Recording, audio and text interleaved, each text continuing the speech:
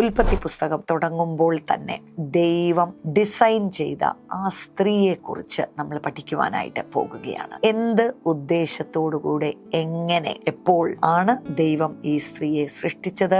ആദ്യം തന്നെ നമുക്ക് മനസ്സിലാകുന്ന ഒരു കാര്യം, ഒരു ഗ്ലോറിയസ് മാൻഡേറ്റോടു കൂടിയാണ് ദൈവം വിളിച്ചിരിക്കുന്നത്. പുരുഷന് തുല്യ സ്ഥാനം കൊടുത്തുകൊണ്ടാണ് ഒരു സ്ത്രീയെ സൃഷ്ടിച്ചിരിക്കുന്നത്.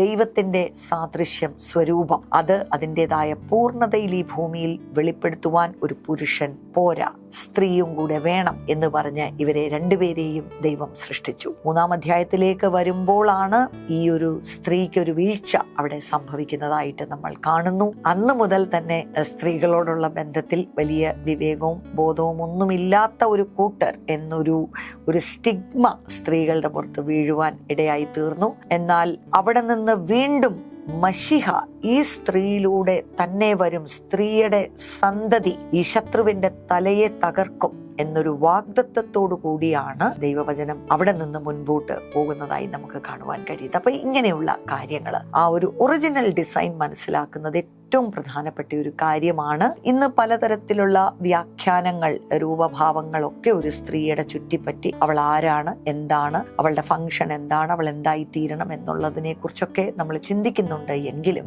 അവളുടെ ഒറിജിനൽ ഡിസൈനർ, അവളുടെ ഒറിജിനൽ മാനുഫാക്ചറർ ആയിരിക്കുന്ന ദൈവം തന്നെ അവളെ കുറിച്ച് പറയുന്ന വാക്കുകൾ പരമപ്രധാനമായിട്ടുള്ള വാക്കുകളാണ്. അവിടേക്ക് നമ്മുടെ ശ്രദ്ധ കൊടുക്കേണ്ടുന്നത് ഇമ്പോർട്ടന്റ് ആണ്. അവളുടെ ബലഹീനതകൾ മനസ്സിലാക്കേണ്ടത് ഇമ്പോർട്ടന്റ് ആണ്. ഇതെല്ലാം ആയിരിക്കും നമ്മൾ ഈ ഫസ്റ്റ് സെഷനിൽ കവർ ചെയ്യുന്നത്.